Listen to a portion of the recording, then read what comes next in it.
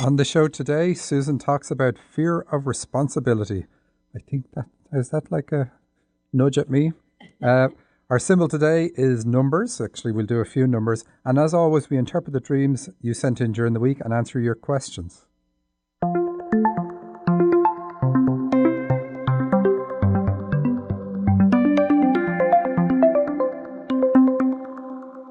Welcome to So You Think You're Awake, the show about dreams, guidance, and healing. I'm Michael Sheridan, and with me in studio is Susan Pullen, our resident healer and life coach. Hello. Thanks to everyone who sent dreams to radioshow at dream-analysis.com. Please continue to send them in, as we always need them for the show. And this week, in fact, almost all the dreams we're doing are straight from this week's mailbag, so that'll be interesting. You can always jump the queue and call us on 425-373-5527, and we will analyse your dream, or you can ask Susan questions about healing and changing old life patterns. The number again, 425-373-5527. Okay, so after the break, Susan, you're going to talk about fear of responsibility. What triggered that? I noticed that we had a lot of dreams with babies in them this week, and babies being something that you're responsible for. Well, that's one of the things they can be. Yes, indeed. So we're always on topic, and we also got lots of questions about numbers. So we're going to cover that. And since I nearly always forget to cover the symbol, we will do it first. So numbers are used for several purposes in your dreams, but it's easy to determine their purpose. A common use is to indicate you at a particular age. This may be obvious because the dream has, for example, a 3-year-old child in it. The gender of the child does not matter as far as indicating age is concerned. Dreams can use a boy to indicate issues with dad or your male side, and a girl to indicate issues with mother or your female side. A less obvious example for age would be to use a number of people. For instance, a dream with 2 women behind you is introducing an issue with mother when you were 2 years old. And a dream with 7 children playing together brings you back to the age 7, and so on. So very straightforward. Individual numbers can be combined, as in 35, 47, 50, etc. And when this is the case, you look at the meaning of the individual numbers and then put those meanings together. A common use of numbers in this way is to put a price on something through the use of money. Being offered for a job, for instance, being offered $600,000 a year for a job in the music industry tells you the payback for developing your channeling ability, which is music, is enormous. This is not a financial payback. It allows you to achieve your goals, which is indicated by the zeros, and is part of your karmic path, which is indicated by 5 zeros. Being offered a fountain pen for $3 asks you to commit to developing your writing gift, with 3 being the commitment. Not purchasing it in your dream would mean that you have no intention of developing your ability. Catching the bus is also a very common place in dreams, and the numbers are very revealing. Buses are about your life journey or stages on your life journey, and usually in these dreams there is a choice between which buses to catch. You may have a choice between the 37, which asks for commitment to your spiritual development, and the 47, which tells you that your choices are limiting your spiritual development, which is 4 is limitation and 7 is spiritual development. So we're only going to look at a few of the numbers, and they don't all match the... We've got quite a plethora of numbers. Yes. In the dreams today. 1 is a male number, indicates individuality and creativity. There's 2 sides to the same coin. The more individual you remain, the more creative you are as you do your own thing rather than follow the crowd. This number can also indicate that you are being selfish with regard to the subject matter of the dream. I hear all the women listening going, aha, that's it, he has it now. This number will almost always be shown with other numbers and is usually first. For example, catching the 17 bus, which we said before. 2 is a female number and indicates balance, sharing, give and take, and 2-way communication. The 2-way communication is important for channels, and as such they will often have dreams littered with the number 2, such as the number 2 itself, but it can be symbolic, as in weddings, twins, or 2 of anything. Dreaming of the number 2 is not enough in itself to indicate that the dreamer is a channel, but it's a very good indicator. The balance indicated by this number can also be about communication in your relationship. So it's enough to say it's about that too. 3 has to do with commitment to the subject matter of the dream, and it stands for mind, body and soul, and it is a request to commit mind, body and soul to improving yourself in the direction indicated in the dream. They will often also appear, this will also often appear in dreams about the heart, as people who suppress their feelings tend to lack commitment and passion in life. And this is more like broad commitment. They're very good at over committing in some area, but not committing at all in other areas. And I will just skip ahead to 7 and say 7 also always indicates your spiritual center, as it's the 7th chakra, and is very common in dreams about spirituality. Any comments on that, Susan? How did I do? I think you did great.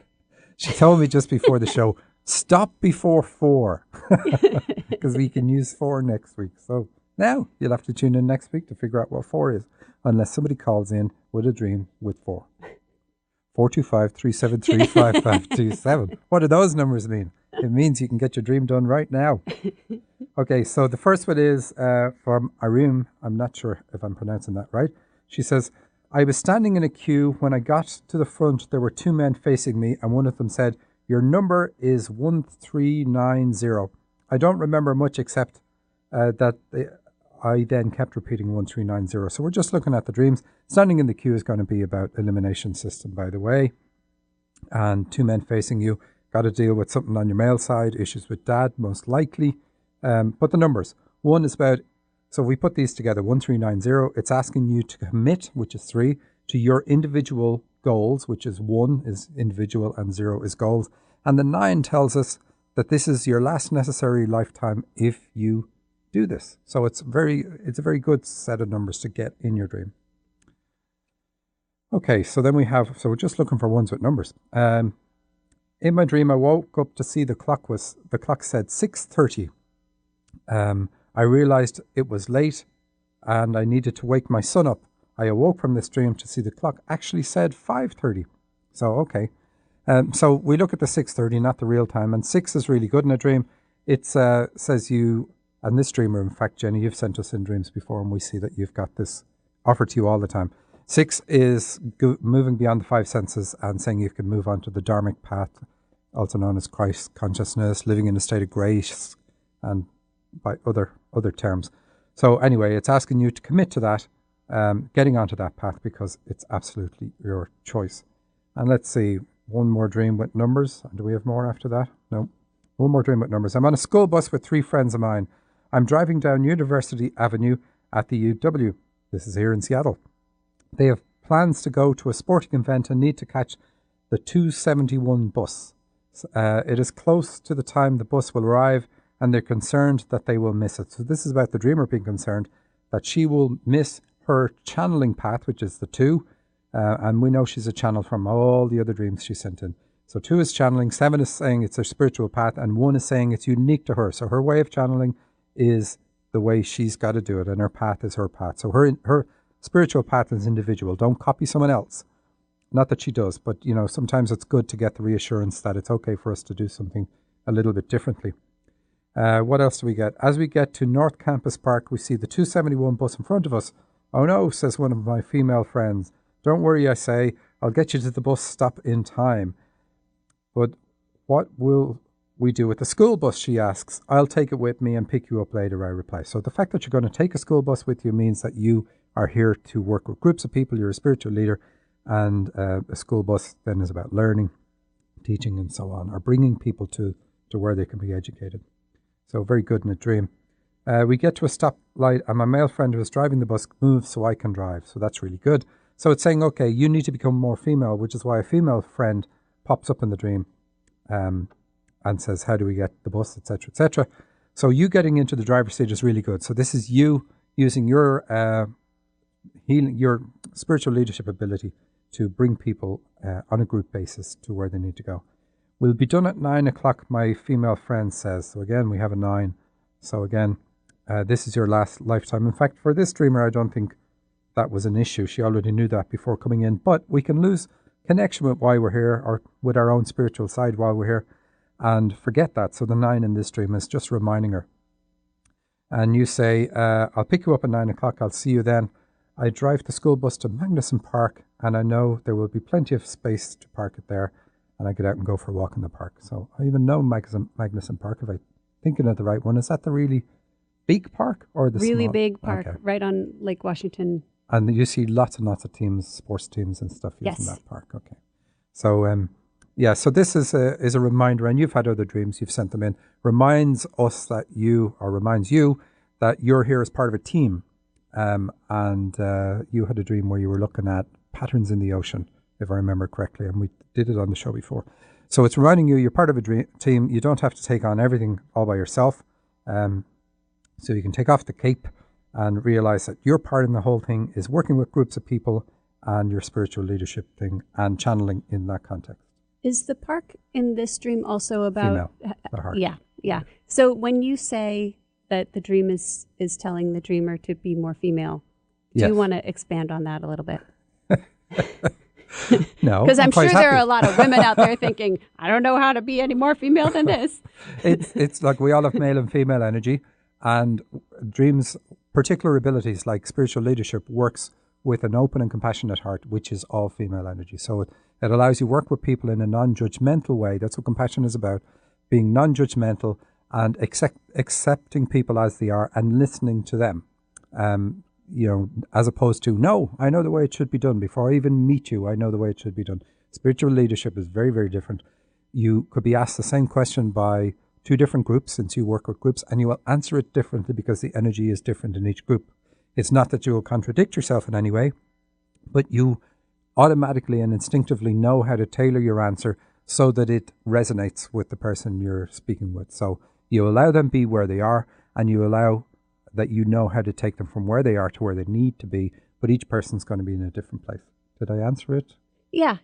So I have a question, and it's maybe not directly tied to this dream, and then I know we have a caller waiting, but does when you have dreams that are encouraging you toward your feminine side, does that also apply to how you relate to yourself, not just other people, but...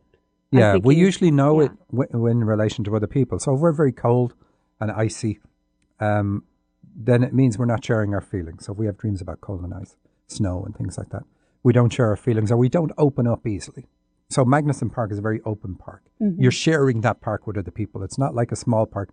People who aren't from Seattle or from America wouldn't realize how small some of the parks can be here. Yeah, like a Freeway Park. It's like downtown. If you open the door of your car at the park, half the people will have to leave the park for you to make room to open the door. Yeah. That's how small some of the parks are here. So Magnuson Park is huge. You could actually get yourself lost in Magnuson Park.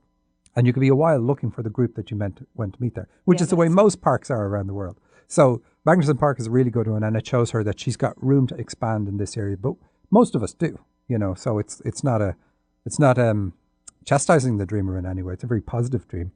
And she's already doing the right things. She's helping somebody in the dream. So that's her thing. She's able to help people. But did I digress, or did I? Yeah. Yeah, a little bit, but that's okay. That's all right. We'll get back to it later. It's all right. We will? Yeah. Okay, so we have Sherry on the line from Canada, and we say hello to Sherry now. Hi there. Hi, guys. How are you? Very good. Hi. So good. I hope you're calling with a very easy dream or question. No, if it was easy, I would have done it myself. I had a dream last night, and to give some context, my dreams have been so prominently male lately. A lot of men in my dreams, which is strange. But the one last night, there were two scenes that I remembered clearly. Three of us were walking along, me and an older gentleman who was tall, and I don't know who the third person was. And we passed this shelf with two human skulls sitting in each of them were sitting in a bowl with a little bit of acid in the bowl. And I just knew it was acid for some reason. And the older gentleman decided that he was curious, and he put one hand in each bowl. And I just somehow knew what the outcome would be. And his eyes started bubbling and fizzing like someone poured the acid right into his eyes. And the thing was that it was like deja vu for me, like that whole scene had played out before. And that's how I knew it was going to happen. Okay. And then, do you want me to go to the next scene? Or? Yes. Okay, so the next scene was listening to watching on the news, the news announcer said that this gentleman had died, and I knew who it was for some reason. And I thought, well, that's really sad. And then I overheard a conversation. This woman said, oh, this guy who had died, you know, he used to do this and this for me, and it was really nice. But she had no idea that he had died. And so I just felt really sorry for her that she was going to get this bad news. And that was it. Okay. So, have you any questions, Susan? No? Not yet. I just see you writing notes, copious notes. So, what's going on for you at the moment, Sherry? First of all, it's a very different dream from the dreams you normally send into us. So that's good. So you said it's unusual for you to have men in your dreams, but you were cutting the ties with your dad. So, which is why I thought it was unusual. I thought the men would start disappearing from my dreams. Yeah, but here's a taller man.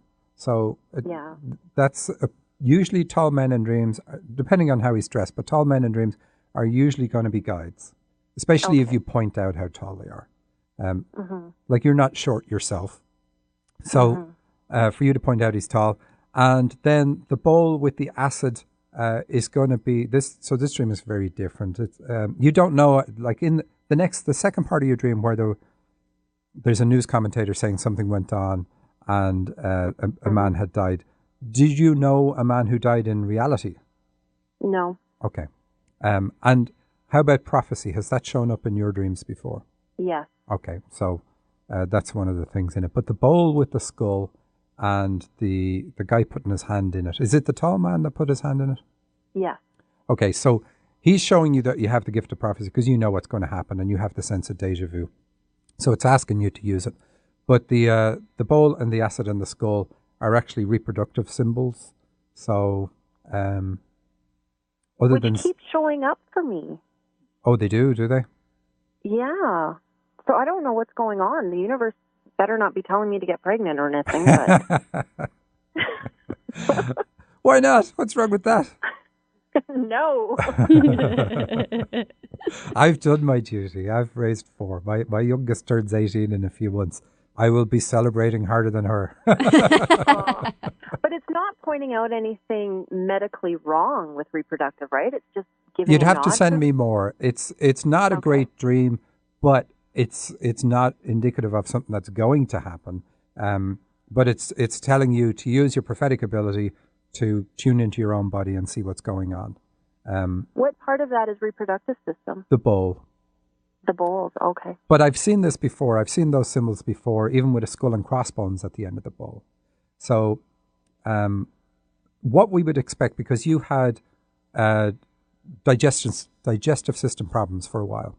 So I would expect that from this dream that something's going on because your system is healed. It's improved a lot, and you're getting different nutrients now out of the food that you're taking in. How is that for you now? Are things still improved? I think so. You think so? Yeah, it seems to be improved. Okay. So you got to watch that you're not, you don't have a very acidic diet, because you mentioned the acid in the bowl. Because it's saying that would be really bad for your uterus, for instance. And with the skull in there, we don't want that. It's kind of funny. So you don't want to do that. So that unfortunately says cut out the wine, another is red wine, another acidic things. I'm smirking at Susan here. Which I've done, yeah. Oh, you have done? Oh, okay. Yeah, recently, yeah, I have. Okay, very good. Well, then you've probably already addressed the issue. What about the burning eyes, though? Well, you have... I'm not going to get led away with anything in this dream, am I? So what happens is his eyes burn, and explain it again. How does it happen? How does the thing happen with his eyes? I knew after he put his hands in there what was going to happen. He started screaming about his eyes. I looked, and his eyes were they looked like somebody had poured acid in them, they were foamy, white, bubbling, pop fizzy. Yeah. Okay, so you connect it back to the bowl and the acid in the bowl. How about hands-on healing? Has that come up for you in dreams too? So you have a healing ability, which is why he puts his hands in there. And so the dream is saying, look, you could use your own healing ability. Do you use it at all, in fact? You did a shaman course recently, didn't you, or something like that?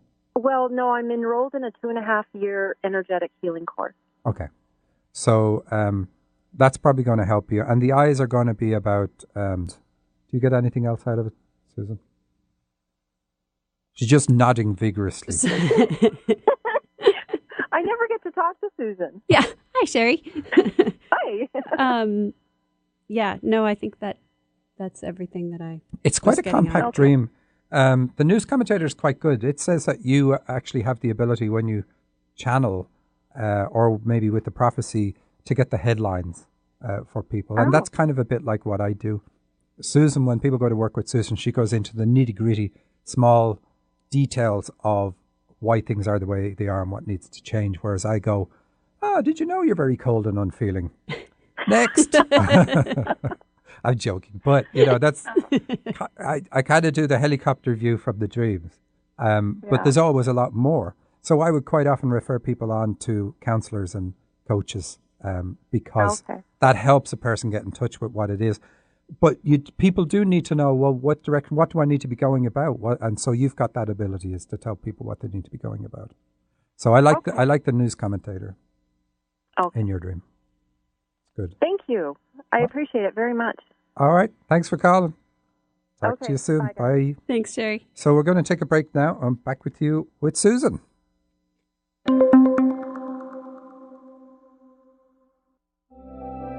Hi, I'm Michael Sheridan, and I'm here to tell you about my new book.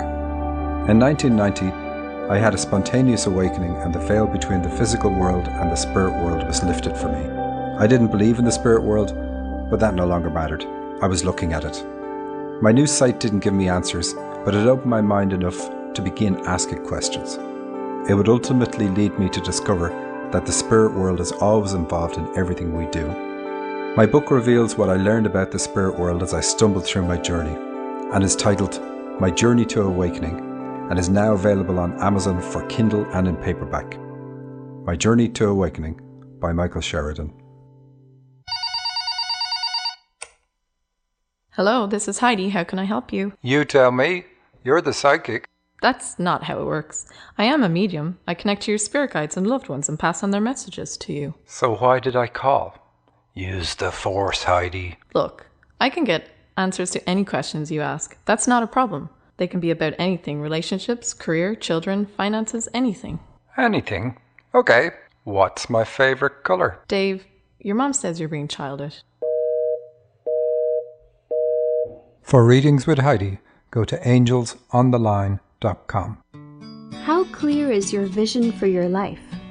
Are you living on purpose, bringing your dreams to reality? I can help you to hear the quiet voice of your heart, guiding you in the right direction. I'm Susan Pullen with True Radiance Healing Arts. Let's talk about how you can create the life you want and be the person you were born to be. Contact me today at true-radiance.com. Ahead of the talk radio curve, naturally. Alternative Talk 1150. Welcome back to So You Think You're Awake with Michael Sheridan and Susan Pullen. Our show is about dreams, guidance and healing, and our phone number is 425-373-5527 if you have a dream-related question, or you want to call with questions for Susan about healing and changing old life patterns. Once again, the number is 425-373-5527. And we continued to talk about Sherry's dream during the break and came up with a couple more things. The eyes are saying she's a channel, but the eyes say she's clairvoyant, so she's a clairvoyant channel. And and my sense was also that the burning, because the eyes are burning, that Sherry, if you're still listening, maybe you feel like you'll get burned for using your abilities. And then we can say that she's come from a very religious background, so that's very possible. So, the thoughts of that, not the burning. Not the burning. Yeah, right. Put out the matches. Yeah. Okay, so you're going to talk about fear of responsibility, and we did that because we have loads of dreams about babies. Yes. Which I've buried somewhere. Was it my responsibility to have dreams about babies ready? Because I don't have them. Okay, well, here, I can talk about it. I'll talk about it first. So, okay. And the connection being that babies in dreams can indicate something that you're responsible frequently for. Represent responsibilities. That's if the baby's already alive. I mean, it's already born, as opposed to being pregnant. That's quite different. Right. Yeah. So, and one of the things that that I encounter a lot as a life coach and creativity coach is fear of responsibility.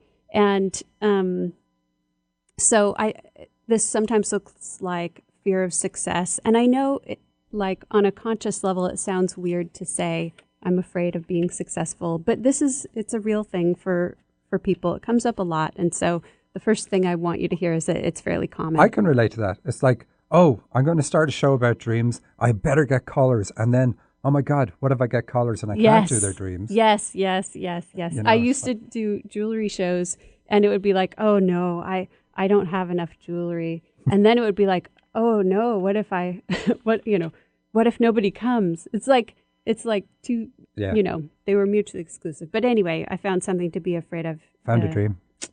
Oh, okay, great. Okay, so this came in on Facebook, and I didn't copy the name. Oh, Danielle says, she just gives us a part of a dream. She says, the one part I would like to know most about is about a baby that is close to me but isn't my baby, and it fell in an icy cold pool. I jumped in to get her, but as I pulled her out, she turned blue. I covered her and handed her to my mum, and then later on in the dream, she had recovered. Would this be about my daughter, she asks, and the answer is no. It's going to be about something that's going on in your life right now, and how childhood influences from your mom affect you and cause you to be emotionally cold with regard to whatever is going on right now. It's not saying you're emotionally cold all the time. So it could be, we don't know because you only give a snippet of the dream. Could be relationship, could be about your boss, could be your career, could be something anyway that you're not opening up about. So what else have I written here? The dream says it's your responsibility to deal with these childhood issues. That's what the baby represents, the responsibility. What situations cause you to be cold and unfeeling? And I've saying this in a strong way, realizing it's an exaggeration. It's not saying that's how you are. This is a hard one because a cold person does not know they're being cold because they've desensitized themselves. And that's the point.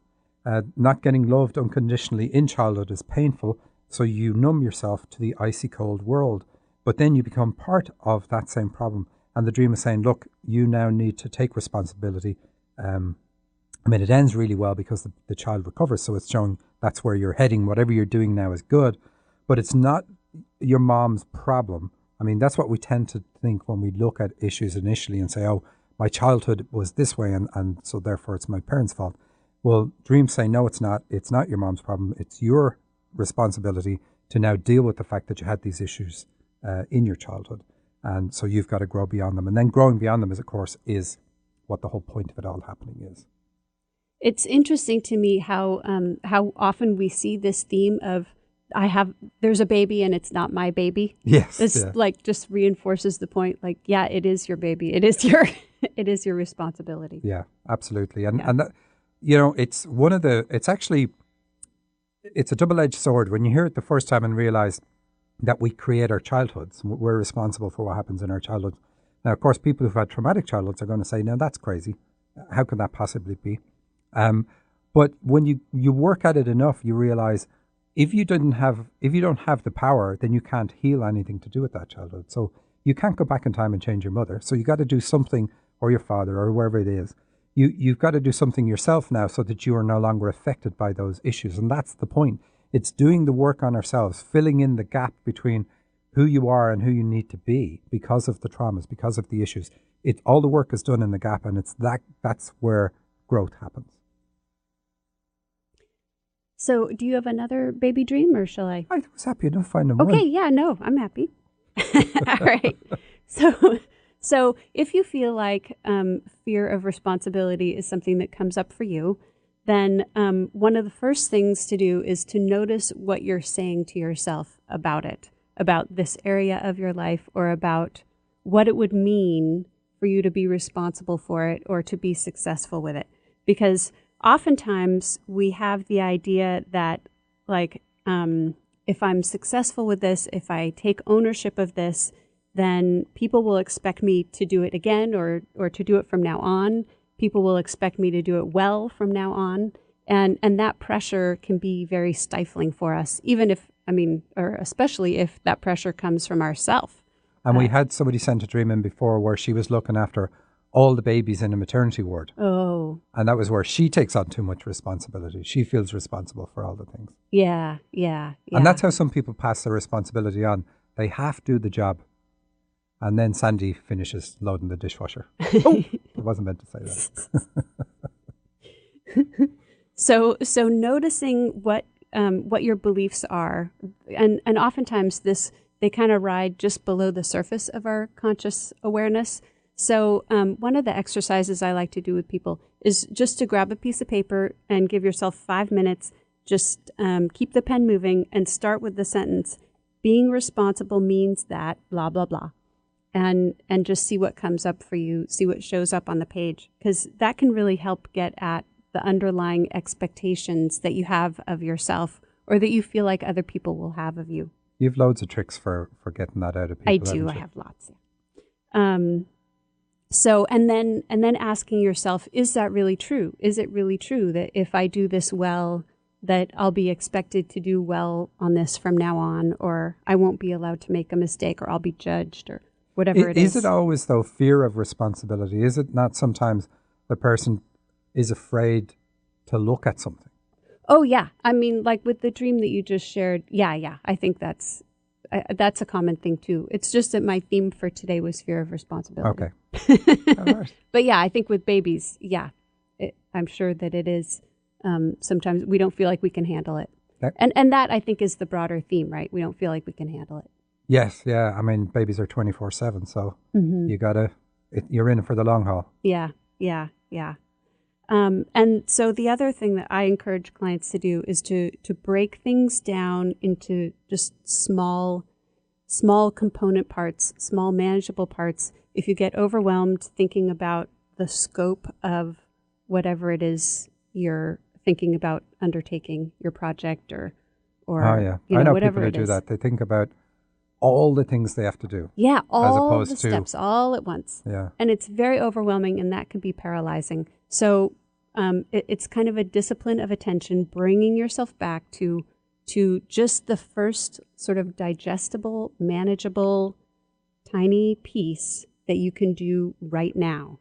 And just bringing yourself back and not generalizing, but bringing yourself back to specific circumstances, the facts of what's happening right now, and keeping your focus very narrow can help when fears get triggered. Yeah. So that's what I have to say. Thank you very much. Thank you. Makes sense. And it's funny, I think we probably all know somebody who they just look like a deer in the headlights for things that you would do that wouldn't be a problem. Like I know somebody when she wanted to do psychology in college and was really excited about taking on this course and then just panicked when she saw the pile of books that she had purchased. Yeah. And she wasn't able to break it up into, you're only going to do a bit at the time. You're not at a time. You're not going to do the whole course.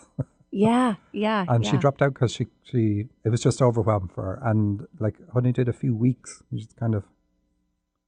Yeah. And that's, I think that we all have experiences that are like that. You set aside the weekend to clean out the garage and you walk into the garage and you get that same deer in the headlights. And then you turn around and, go back to the couch and eat a bag of potato chips. You say, I should hire an immigrant to do that. Yeah. And then you go, oh, I'm an immigrant. Oh, that's just me, is it? That's just you.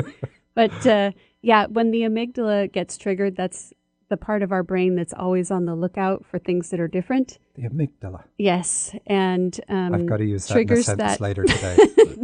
that fight, flight, or freeze, deer in the headlights, I don't remember my own name. It's not me, kind of it's feeling. my amygdala. Right, that's right. Excellent. Okay. So, I sent you a text really late at night, which was surprising. I got a reply. The surprising part was I got a reply.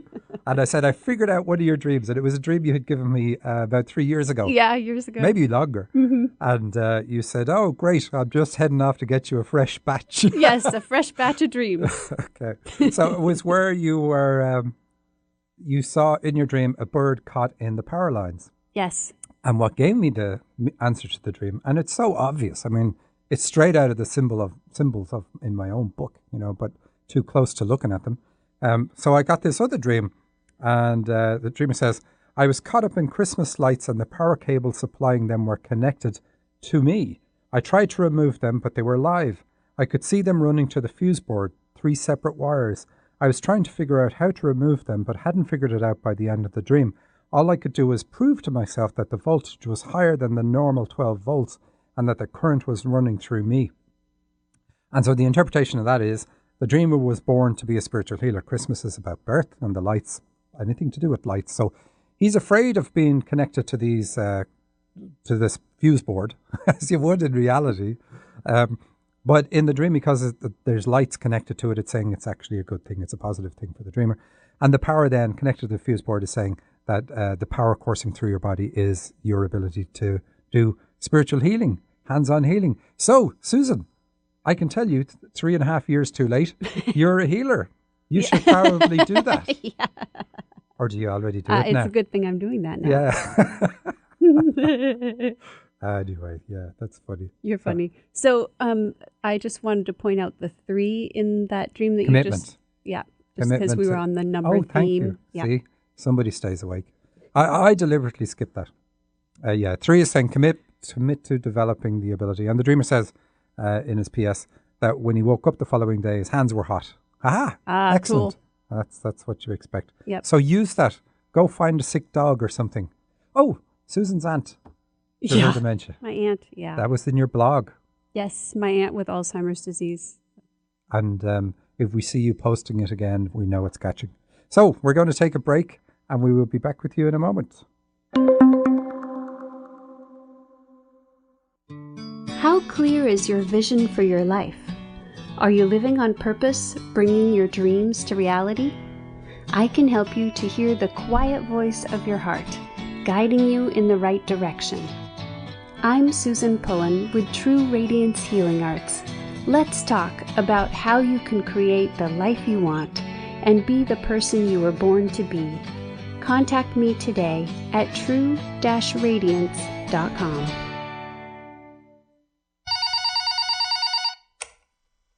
Hello, this is Heidi. How can I help you? You tell me. You're the psychic. That's not how it works. I am a medium. I connect to your spirit guides and loved ones and pass on their messages to you. So why did I call? Use the force, Heidi. Look, I can get answers to any questions you ask. That's not a problem. They can be about anything: relationships, career, children, finances, anything. Anything? Okay. What's my favorite color? Dave, your mom says you're being childish. For readings with Heidi, go to angelsontheline.com. Hi, I'm Michael Sheridan and I'm here to tell you about my new book.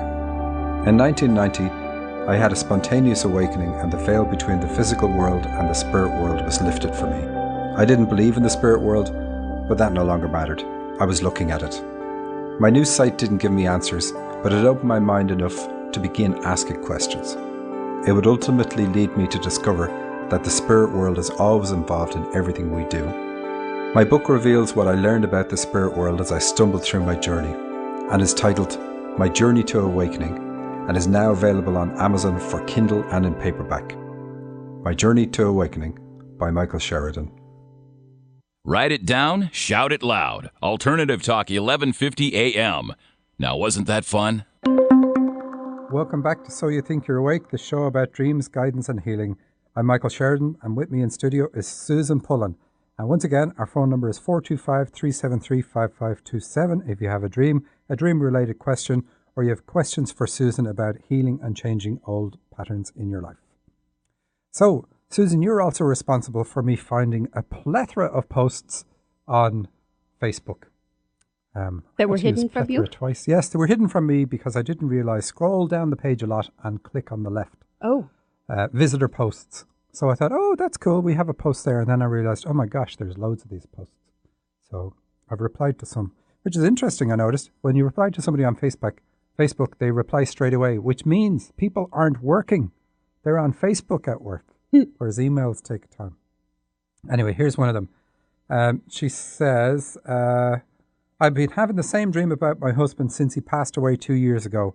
Wondering, could you interpret it for me? I have this dream at least once a week, if not every night. And now I'm looking for what is the dream?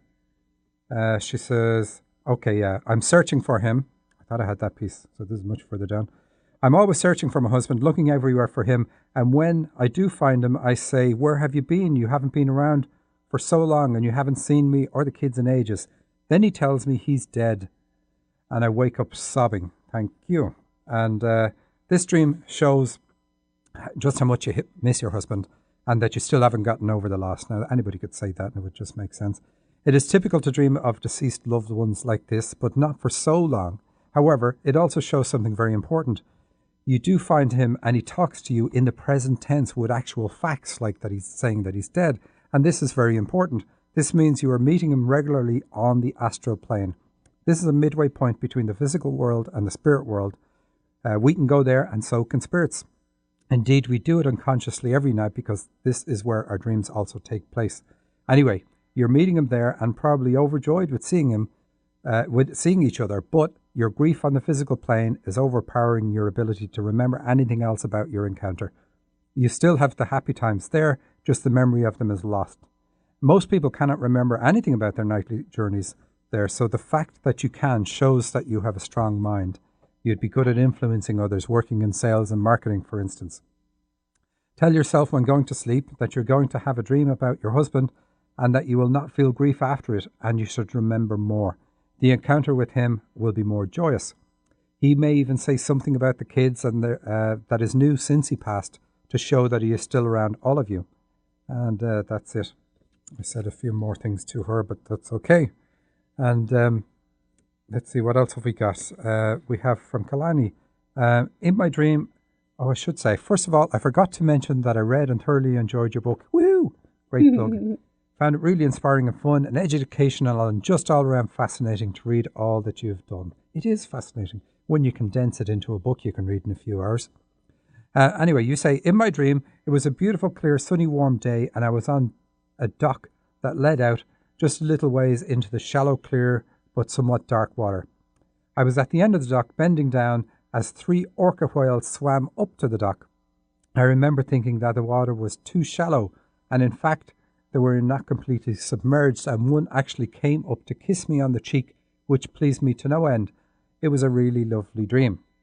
Now, she also says, I suppose we should say what the dream is about. Let's say what the dream is about first. And it's the 3 orcas, 3 is about commitment to developing your channeling ability, which is what the orcas are about. And it's asking you to develop that. It's how you're going to deepen your spirituality because the water is shallow. So we want deep water in a dream. And you came here to do this, indicated by the dock, because the dock is a pun on birth, ship's birth at the dock, so it's about your birth. And you have a special connection to it, given again by the orca kissing you. I'm not sure I'd be happy about an orca kissing me. And we find most dreams we get about orcas, and we get lots. People are afraid of the orcas. Not always, but frequently enough.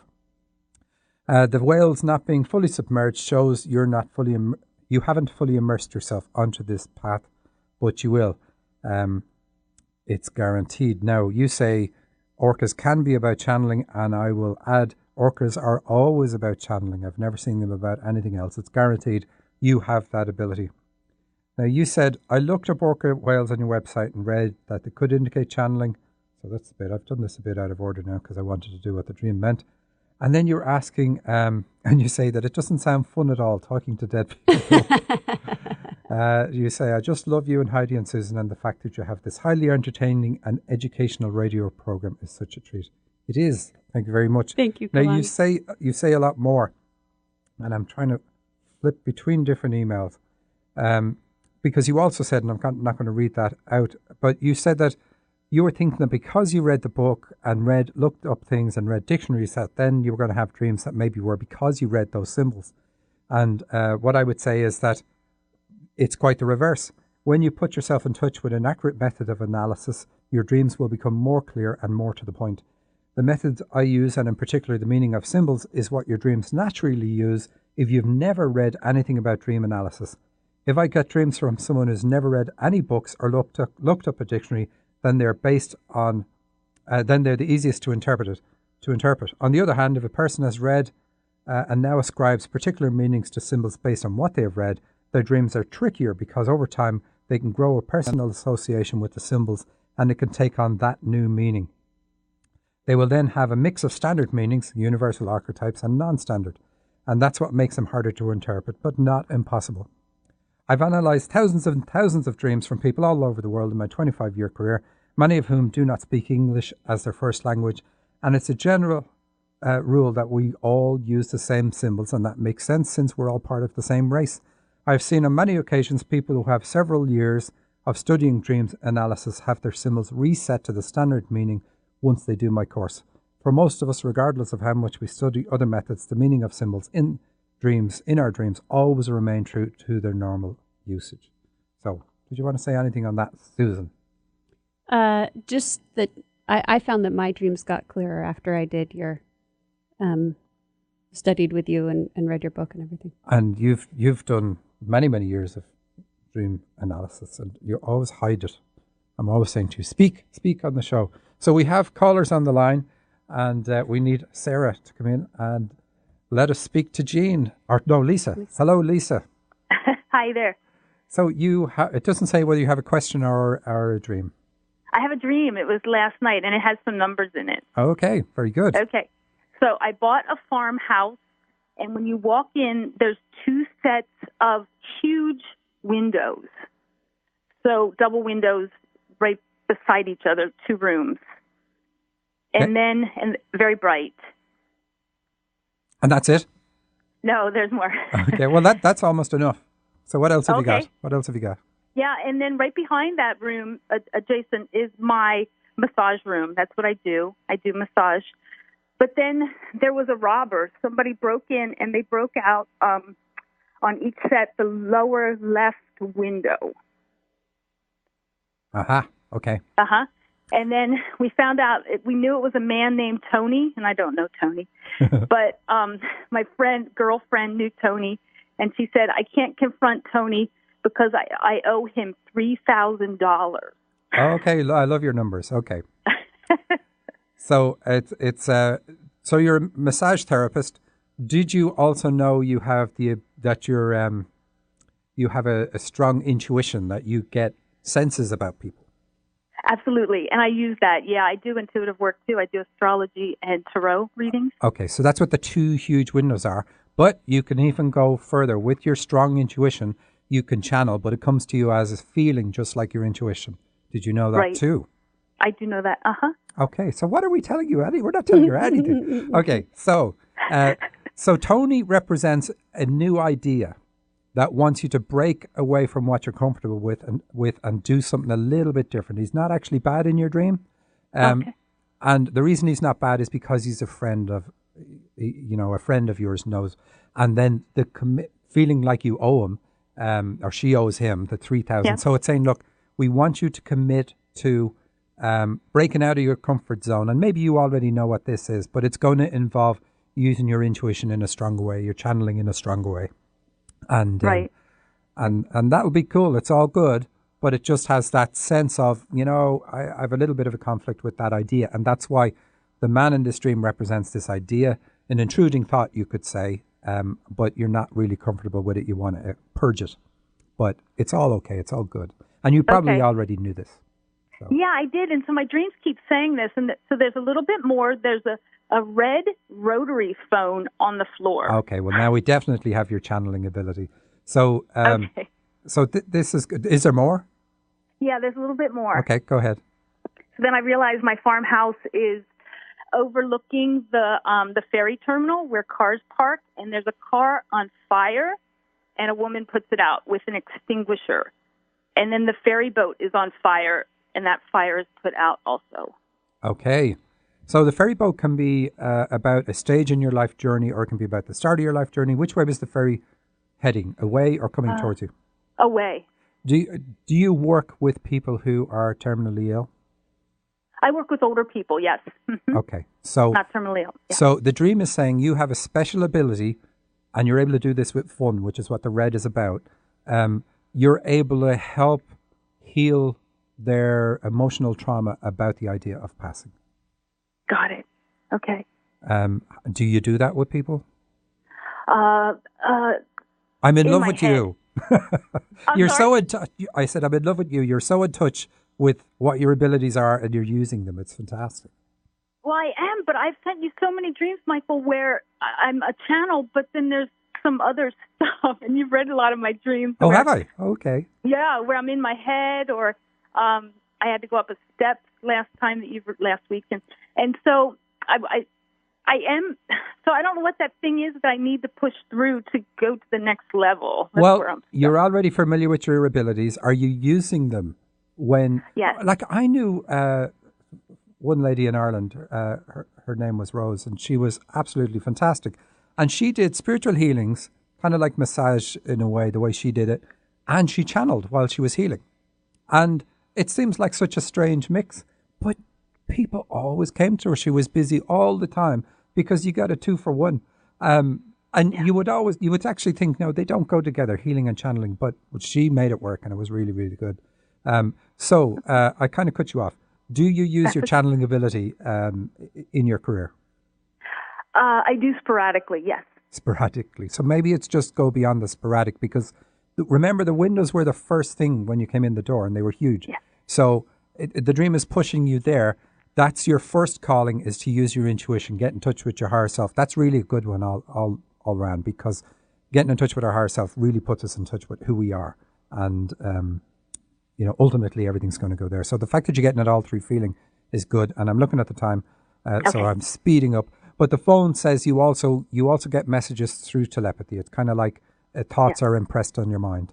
And you're like, oh, okay, that must be right because I wasn't thinking that. Are you familiar with the fact that you have that one? Oh, absolutely, yeah. Especially when I put my hands on people. Yeah, I start seeing things and hearing things, and yeah. Great. Okay. I think you're on the path, unless Susan has something to add. Well, you didn't say anything about her buying the farm.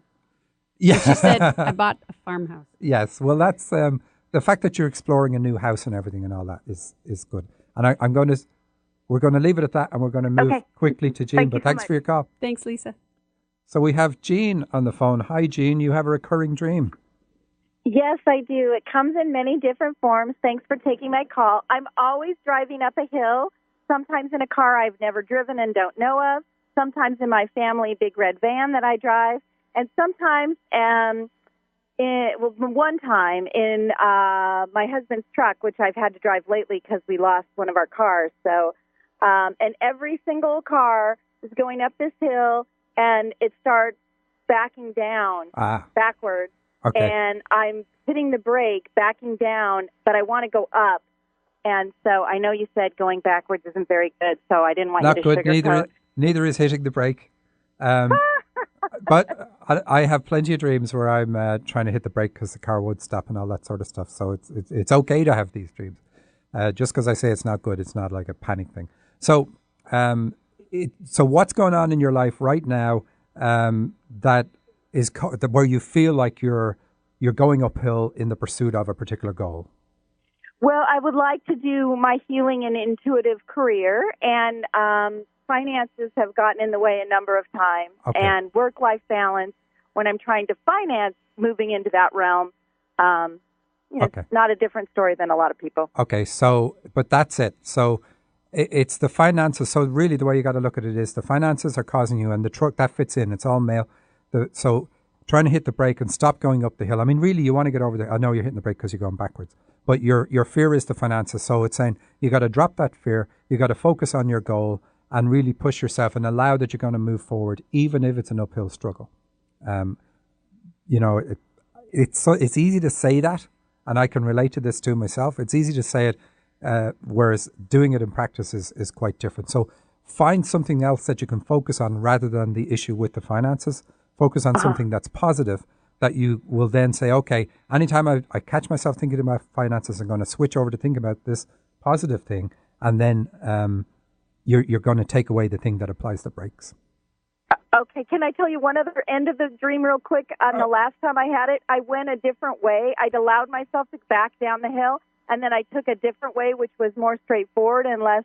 And I went fast because I felt like I was trying to catch up, and then I nearly drove off a 4-story parking garage. Okay. Well, that's great. It's great that you found another route and things were going really faster. So it's saying there are other ways.